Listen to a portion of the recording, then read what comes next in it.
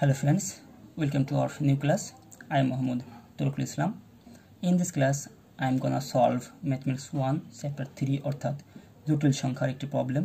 যেখানে আমরা বলা হচ্ছে যদি এককের একটি কাল্পনিক ঘনমূল ওমেগা হয় এবং যদি x = p + q, y = p omega + q omega square এবং z = p omega square + q omega হয়, তবে দেখাও যে x² + y² + z² = 6pq। ওকে, দেখো এখানে বলা হয়েছে যে এককের একটি কাল্পনিক ঘনমূল হচ্ছে ওমেগা। তো আমরা জানি এককের কাল্পনিক ঘনমূল রয়েছে, এককের ঘনমূল রয়েছে তিনটা, তার মধ্যে একটি হলো ওমেগা, আরেকটি হলো -1 প্লাস √3 / 2 এবং আরেকটি হলো -1 √3 / 2। এবং আমরা জানি যে একক কাল্পনিক ঘনমূলগুলোর মধ্যে সম্পর্ক হচ্ছে একটি অপরটির বর্গ। তাহলে যেহেতু এখানে বলে দেওয়া হয়েছে একটি ঘনমূল কাল্পনিক ঘনমূল ওমেগা, তাহলে অপরটি মাস্ট বি কি হবে আমার ওমেগা স্কয়ার। এবং আমরা আরেকটি ঘনমূল সেটা হচ্ছে 1। তাহলে একক ঘনমূল হচ্ছে তিনটা, একটু হলো 1, আরেকটু হলো ওমেগা, আরেকটু হলো ওমেগা স্কয়ার। তো এই তিনটা ঘনমূলের মধ্যে আমরা সম্পর্ক জানি যে এই তিনটা ঘনমূল যদি যোগ করি অর্থাৎ 1 plus omega plus omega square করলে এটি হলো 0 হয়। এবং আমরা জানি যে কাল্পনিক ঘনমূল দুইটা গুণ করলে অর্থাৎ ওমেগা এবং ওমেগা স্কয়ার যদি গুণ করি ওমেগা ইন্টু ওমেগা স্কয়ার অর্থাৎ ওমেগা কিউব, এটি = 1 হয়।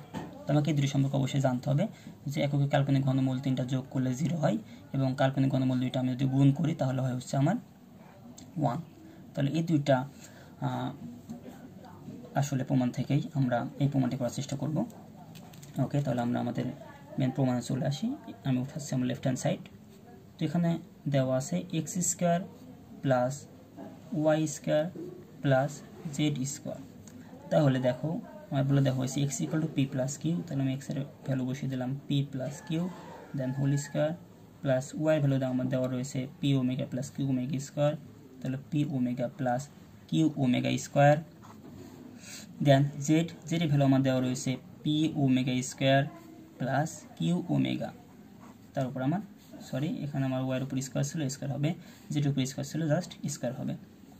ওকে, দেন এখানে a প্লাস ভোল্টেজের সূত্র হবে আমার a square plus 2ab plus b square. Then এখানে আমরা a প্লাস ভোল্টেজের যদি সূত্র করি তাহলে a স্কয়ার অর্থাৎ p omega square plus 2 into a বলতে p ওমেগা প্লাস b বলতে q omega square plus b square অর্থাৎ q omega square whole square. Okay, then আবার a প্লাস ভোল্টেজের সূত্র যদি আমি বসাই তাহলে a square plus 2ab plus b square অর্থাৎ q ওমেগা হোল স্কয়ার। ওকে, এখন দেখো আমরা জাস্ট ক্যালকুলেশন করব। যেখানে আমি পাচ্ছি p square plus 2pq plus q square plus এখানে p square omega square p square omega square plus এখানে পাচ্ছি 2pq এবং ওমেগা স্কয়ার গুণ করলে হবে ওমেগা কিউ প্লাস এখানে পাচ্ছি q স্কয়ার ইন্টু ওমেগা স্কয়ারকে স্কয়ার করলে হবে omega to the power 4 plus এখানে p স্কয়ার এবং ওমেগা স্কয়ারকে স্কয়ার করলে omega to the power 4 plus এখানে পাচ্ছি 2pq এবং ওমেগা স্কয়ার এবং ওমেগা যদি আমি গুণ করি তাহলে পাবো আমি কত ওমেগা কিউব। ওকে, প্লাস এখানে পাচ্ছি আমি কিউ স্কয়ার ওমেগা স্কয়ার। ওকে, কিউ স্কয়ার ওমেগা স্কয়ার। তাহলে এখন দেখো আমি ওমেগার কিছু ভ্যালু পেয়েছি যেখানে ওমেগার পাওয়ার আমার 3 এর চাইতে বড় আছে, কিন্তু আমরা জানি ওমেগা সর্বোচ্চ 3 পাওয়ার পর্যন্ত আমরা ভ্যালু জানি যে ওমেগা কিউব = 1 এবং সকল ঘনমূলকে যোগ করলে হয় 0। তাহলে আমার অবশ্যই যেখানে ওমেগার পাওয়ার 3 এর চাইতে বেশি রয়েছে যেমন এখানে সেগুলোতে আমি চেষ্টা করবো যে ওমেগার পাওয়ার 3 দিয়ে কনভার্ট করে নিতে। তাহলে দেখো আমি এখন সেটাই করব, অন্যগুলো সেম রাখবো। p square plus 2pq plus q square plus p square omega square plus 2pq, আমি লিখলাম 2pq ওমেগা কিউব, তাহলে omega cube plus q square omega to the power 4 আছে, আমরা কি লিখতে পারি q square omega to the power 4 এর পরিবর্তে আমরা লিখতে পারি omega cube into omega cube দ্বারা পরিবর্তন করে নিলাম যেন আমরা এটা মান বসাতে পারি।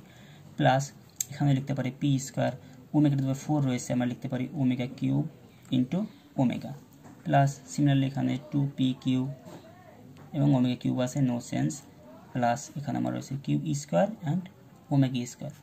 এখন জাস্ট আমি ওমেগা কিউবগুলোর মান বসিয়ে দেবো। তাহলে এখানে আমি পাচ্ছি p square plus 2pq plus q square plus এখানে আমার রয়েছে p square omega square plus এখানে আমার 2pq ইন্টু ওমেগা কিউ, আমরা জানি ওমেগা কিউব অর্থাৎ হচ্ছে 1, তাহলে এখানে আমি জাস্ট পাচ্ছি 2pq প্লাস এখানেও আমার রয়েছে Q square omega cube into omega, আমরা জানি ওমেগা কিউবের ভ্যালু হচ্ছে 1, তাহলে আমি এখান থেকে পাচ্ছি কিউ স্কোয়ার ওমেগা, তো লিখে ফেললাম কিউ স্কোয়ার ওমেগা প্লাস এখানে সিমিলারলি পি স্কোয়ার এবং ওমেগা কিউবের মান হচ্ছে 1, তাহলে 1 দিয়ে ওমেগা গুণ করলে জাস্ট ওমেগা পাচ্ছি প্লাস এখানে আমার ওমেগা কিউবের মান 1, তাহলে জাস্ট পাচ্ছি 2pq প্লাস এখানে আমার হচ্ছে কিউ স্কোয়ার ওমেগা স্কোয়ার, তাহলে আমি পাচ্ছি কিউ স্কোয়ার ওমেগা স্কোয়ার।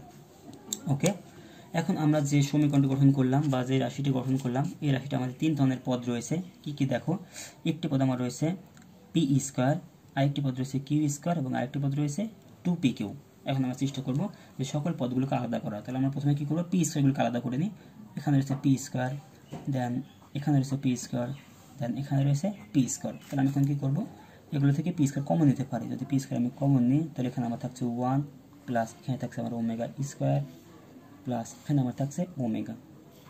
ওকে, দেন এখন আমরা যদি কিউ স্কোয়ারগুলোকে আলাদা করি, তাহলে এখানে আমার কিউ স্কোয়ার, এখানে রয়েছে কিউ স্কোয়ার আর লাস্টে রয়েছে কিউ স্কোয়ার। এখন আমি কিউ স্কোয়ারটা কমন নিয়ে নিই, তাহলে প্লাস কিউ স্কোয়ার কমন নিলাম, তাহলে এখানে আমার থাকে হচ্ছে 1 প্লাস এখানে থাকে আমার এখানে থাকে ওমেগা প্লাস এখানে আমার থাকে ওমেগা স্কোয়ার। ওকে, দেন দেখো আমার আর 3টে পদ বাকি রয়েছে, সেটা হচ্ছে 2pq, এখানে রয়েছে 2pq, দেন এখানে রয়েছে 2pq এবং এখানে রয়েছে 2pq। তাহলে দেখো এই 3টা 2pq যদি আমি যোগ করি, তাহলে আমার হয় কত, 6pq। ওকে, আমাদের ক্যালকুলেশন শেষ। এখন জাস্ট আমরা ভ্যালু বসিয়ে দেবো। দেখো আমরা জানি যে 1 plus omega square equal to 0, এককের ঘনমূল 3টা যোগ করলে হয় 0, তার মানে 1 plus omega square equal to 0, তার মানে পি স্কোয়ার ইন্টু 0 অর্থাৎ 0ই হবে, প্লাস সিমিলারলি এখানে 1 plus omega square equal to 0, তাহলে কিউ স্কোয়ার ইন্টু 0 অর্থাৎ 0ই হবে, প্লাস এখানে আমার রয়েছে জাস্ট 6pq। তাহলে এই দুটো তো আমার 0, তাহলে আমার থাকছে জাস্ট কত, 6pq, যা আমার রাইট হ্যান্ড সাইডের ইকুয়াল। তাহলে কিন্তু আমাদের প্রমাণটি হয়ে গেল। তো আশা করি তোমরা বুঝতে পেরেছো যে কীভাবে আমরা একক কাল্পনিক ঘনমূলগুলো সম্পর্ক ব্যবহার করে একটি প্রমাণ সম্পন্ন করতে পারি। তো আমার ভিডিও লেকচার যদি তোমাদের ভালো লেগে থাকে, তবে অবশ্যই আমার চ্যানেলটিকে সাবস্ক্রাইব করো, বেশি বেশি লাইক শেয়ার ও কমেন্ট করো, তোমাদের যে কোনো প্রবলেম আমার সঙ্গে শেয়ার করো, আমি অবশ্যই সেগুলো সলভ করার চেষ্টা করবো। এতক্ষণ আমার সঙ্গে থাকার জন্য ধন্যবাদ।